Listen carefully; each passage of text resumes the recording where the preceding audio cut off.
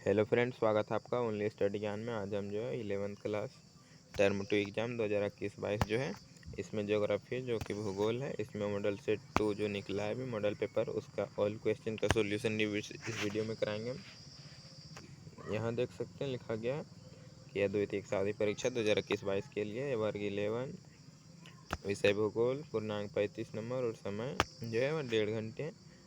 Set 2 है, देख सकते हैं आप लोग। इसमें हम लोग सीधा क्वेश्चन आंसर पर चलते हैं। तो इसमें पहला क्वेश्चन था कि विश्व में सर्वाधिक गहरे महासागरीय गर्त के नाम लिखे। तो सबसे गहरा जो है महासागरीय गर्त है वह है मरियाना गर्त। सेकंड क्वेश्चन है लोकताक झील किस राज्य में स्थित है। तो इसका आंसर होगा मणिपुर में स्थित है। तीसरा, भारत का एकमात्र जो है सजीव जीवित सक्रिय ज्वालामुखी कहाँ स्थित है, यानी कि भारत का एकमात्र जीवित सक्रिय ज्वालामुखी है। तो इसका आंसर होगा बेरन द्वीप जो है नाम है और यह अंडमान निकोबार में स्थित है। तो इसका आंसर होगा अंडमान निकोबार। चौथा क्वेश्चन, भारत की जलवायु कैसी है। तो भारत की जलवायु जो है उष्णकटिबंधीय मानसूनी जलवायु है। पांचवा क्वेश्चन है कि अरावली पर्वत की सबसे ऊंची चोटी कौन सी है। तो इसका होगा गुरु शिखर, जो कि 1722 या फिर 1727 के बीच में हो सकता है। छठा क्वेश्चन है कि लाल मिट्टी के लाल रंग का क्या कारण है, यानी कि लाल मिट्टी जो है लाल मृदा जो है वह लाल रंग का क्यों होता है। तो लोहे की मात्रा अधिक होती है इसी के लिए। सातवां क्वेश्चन है कि महाराष्ट्र में पश्चिम घाट को क्या कहा जाता है, यानी कि किस नाम से जाना जाता है। तो इसका आंसर होगा सह्याद्री के नाम से जाना जाता है। 8 नंबर क्वेश्चन है कि जल चक्र क्या है, चित्र से समझाइए। तो जल चक्र जो है पृथ्वी पर उपलब्ध जल के एक रूप से दूसरे रूप में परिवर्तन की क्रिया है और यह एक भंडार से दूसरे भंडार या फिर एक स्थान से दूसरे स्थान को गति करता है। इसका चित्र आपको बना देना है जल चक्र का, आपको पता ही होगा चित्र। अगला क्वेश्चन है 9 नंबर, उपमहाद्वीप किसे कहा जाता है। भारतीय उपमहाद्वीप में सम्मिलित देश के नाम लिखें। तो पृथ्वी पर मौजूद ऐसा भूभाग जो कि किसी महाद्वीप का हिस्सा होते हुए भी प्राकृतिक रूप से अलग प्रतीत होता है उसे उपमहाद्वीप कहा जाता है। इसमें भारत, पाकिस्तान, बांग्लादेश, नेपाल, भूटान, मालदीव, श्रीलंका शामिल है, यानी कि भारतीय उपमहाद्वीप में भारत के पड़ोसी देश शामिल हैं। 10 नंबर क्वेश्चन है कि भारतीय मानसून की 3 विशेषताएं लिखें। 3 विशेषता को बताना है इसमें। तो मानसून मुख्य रूप से जो है पृथ्वी के भागों की आकृति अर्थात पर्वतों की ऊंचाई, ढाल आदि के द्वारा नियंत्रित होती है। दूसरा इसमें कि मानसून से होने वाली वर्षा जो मौसमी या फिर सीजन होता है, जो कि एक सामान्यतः जून के महीने से प्रारंभ होकर सितंबर के माह तक होता है। थर्ड इसमें कि जैसे जैसे मानसूनी जो है वह समुद्री तटों से स्थलीय भाग की ओर बढ़ता जाता है, वैसे वैसे आर्द्रता की मात्रा भी कम होने लगती है और वर्षा की मात्रा भी घटने लगती है। 11 नंबर क्वेश्चन है कि भारतीय नदियों के प्रदूषण होने के 3 कारण बताना। तो नदी प्रदूषण के 3 कारण बताना। तो औद्योगिक अपशिष्ट, रसायन के मिश्रण, भारी धातुओं को पानी में छोड़ देना पहला कारण हो गया। दूसरा कारण है कि कृषि अपशिष्ट, रसायन, उर्वरक, कृषि में इस्तेमाल कीटनाशक का नदी के जल में बहकर जाने से प्रदूषण होता है। तीसरा, प्राकृतिक बारिश में भी प्रदूषण साथ लाती है और क्योंकि यह जो है प्रदूषित हवा के साथ गिरती है, तो हवा प्रदूषण में है तो फिर बारिश भी प्रदूषित हो जाती है और इसे हमें अम्लीय वर्षा भी कहा जा सकता है, जो कि मिट्टी से पहुंचकर हानिकारक पदार्थों उत्पन्न करती है, यानी कि मिट्टी में मिलकर। अगला इसमें कि नदियों में प्रवाहित किए गए घर से निकलने वाले जो है घरेलू अपशिष्ट या फिर कूड़े कचरे या फिर गंदे नालों नदियों में मिल जाते हैं और फिर प्रदूषण हो जाता है नदी। 12 नंबर क्वेश्चन है कि तमिलनाडु के तटीय प्रदेशों में जाड़ के मौसम में अधिक वर्षा क्यों होती है। तो जाड़ के आरंभ में जो है तमिलनाडु के तटीय प्रदेशों में वर्षा जो है उत्तर पूर्वी मानसून के कारण होती है। इसका मेन आंसर है उत्तर पूर्वी मानसून। ऐसी वर्षा अक्टूबर महीने में शुरू होती है और जनवरी तक के मध्य तक रहती है, उसके बाद समाप्त हो जाती है तमिलनाडु में। और सर्दियों के समय जो है देश के उत्तर पूर्वी व्यापारिक पवनें समुद्र की ओर बढ़ती हैं, इसलिए देश के ज़्यादातर जो है इलाकों में शुष्क मौसम होता है और तमिलनाडु के तट अधिकतम वर्षा इन्हीं पवनों से प्राप्त होता है और वहाँ ये पवनें जो है समुद्र के स्थल की तरफ बहती हैं।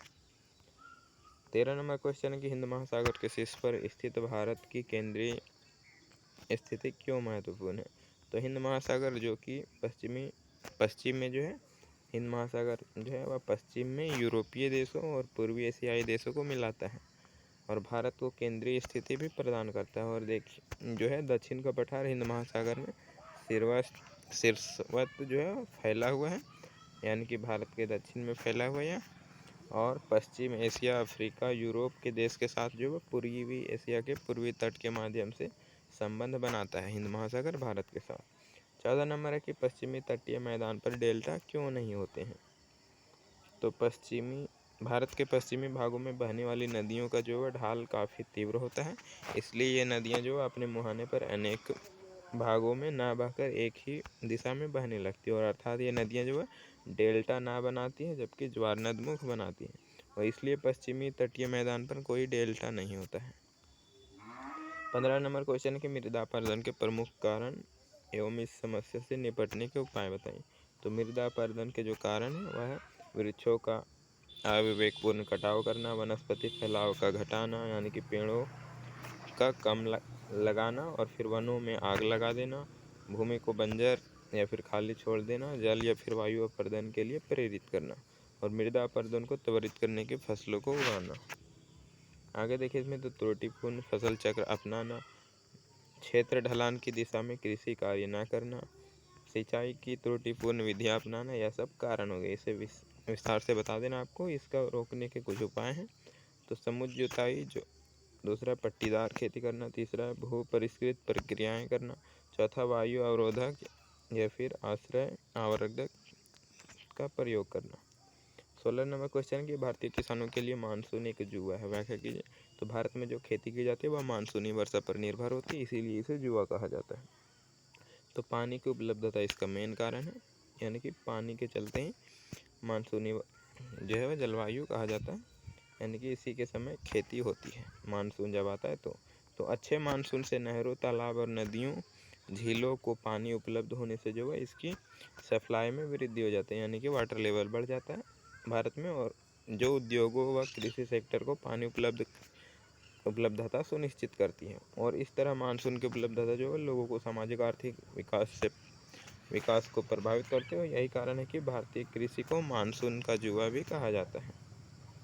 17 नंबर क्वेश्चन देखें तो है भारत के विशाल मैदान को उच्चावच की भिन्नता के आधार पर वर्गीकृत कर उनका संक्षिप्त वर्णन करें, यानी कि इसमें भारत का जो है भौगोलिक स्थिति में बांटना इसे और किसी पर भी संक्षिप्त टिप्पणी लिख देना।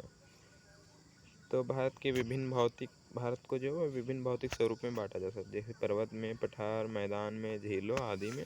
भारत के विस्तृत क्षेत्र में फैले हुए भारत और कर्क रेखा भारत के ठीक मध्य से गुजरती है बीचों बीच से और भारत के संपूर्ण क्षेत्रफल का भूभाग जो है पर्वतीय भूभाग, पहाड़ी भूभाग, पठारी एवं मैदानी भागों में होता है।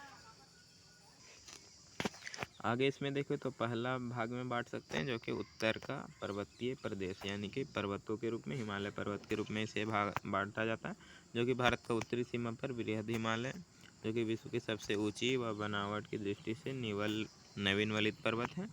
दूसरा उत्तर का विशाल मैदान, यानी कि गंगा का मैदान, ब्रह्मपुत्र और सिंधु का मैदान। भारत का उत्तरी मैदान जो है हिमालय व प्रायद्वीपीय पठार से निकलने वाली नदियों द्वारा बहाकर लाई गई मिट्टी से है, जो कि उपजाऊ होती है। थर्ड इसमें कि प्रायद्वीपीय पठार के रूप में, तो यह पठार जो है प्राचीन गोंडवाना लैंड का अंग है जो कभी भी सागर तल में नहीं डूबता। चौथा है तटीय प्रदेश, जो कि है पश्चिम का तट और पूर्वी तट। तो प्रायद्वीपीय पठार कच्छ से उड़ीसा तक जो है तटीय मैदानों की एक संकरी पट्टी से घिरा हुआ है। पांचवा है द्वीप समूह, जो कि 2 है। केरल के तट पर निकले जो है निकट छोटे छोटे द्वीप एक समूह है जो कि लक्षद्वीप समूह कहा जाता है और अंडमान निकोबार भी इसमें आएगा। अगला क्वेश्चन 18 कि हिमालय अपवाह तंत्र एवं प्रायद्वीपीय अपवाह तंत्र में 5 अंतर बताना, यानी कि हिमालय अपवाह तंत्र क्या होता है, तो नदियों के द्वारा या फिर नदियों के सहायक नदियाँ जो होती है उसके द्वारा बहाए गए क्षेत्र को, यानी कि कितना वह फैलता है पानी के द्वारा, उसे अपवाह तंत्र कहा जाता है। तो हिमालय की नदियों और प्रायद्वीपीय नदियों में अंतर बताना है। तो हिमालयी नदियाँ देखें तो हिमालय अपवाह तंत्र की उत्पत्ति जो हिमालय पर्वत श्रेणियों से होती है और हिमालय नदियाँ उद्गम क्षेत्र में गहरी घाटियों का निर्माण करती है। हिमालय नदियाँ जो है पूर्ववर्ती अपवाह प्रणाली के अनुसरण करती है, यानी कि पूर्व की ओर बहती है। आगे इसमें कि हिमालय नदियाँ जो है सदा विहीन होने के कारण जो है मैदानी क्षेत्रों में नौकायान के लिए वर्ष भर जल उपलब्ध कराती है और हिमालय जो है वह पर्वतीय क्षेत्रों में अभी युवा अवस्था है और जिसकी घाटियों में अभी भी विस्तार हो रहा है। अब हम लोग देखते हैं प्रायद्वीपीय नदियाँ। तो प्रायद्वीपीय अपवाह तंत्र नदियाँ प्रायद्वीपीय पठारों से निकलती है और प्रायद्वीपीय नदियों का जो है घाटियाँ प्रायः उथली होती हैं। और प्रायद्वीपीय नदियाँ जो है अनुवर्ती अपवाह तंत्र का अनुसरण करती हैं। और प्रायद्वीपीय नदियाँ तीव्र ढाल के कारण जो अधिकांश नदियाँ समुद्र तक जाती हैं। और वर्षा ऋतु के पश्चात जो होता है वह जल की कमी के कारण वर्ष भर नौकायान के लिए उपयुक्त नहीं रह पाती हैं। लास्ट क्वेश्चन है इसमें 19 नंबर की, भारत के मानचित्र में निम्नलिखित को दर्शाइए। काली मृदा क्षेत्र, जलोढ़ मृदा, लेटेराइट मृदा, पर्वतीय मृदा और रेतीली मृदा दिखाना इसमें। तो यहाँ सभी मृदा को दिया गया है। यहाँ देख सकते हैं जलोढ़ मृदा जो है 1 नंबर में है। यहाँ देख सकते हैं जलोढ़ मृदा, काली मृदा, उसका बाद था लेटेराइट मृदा।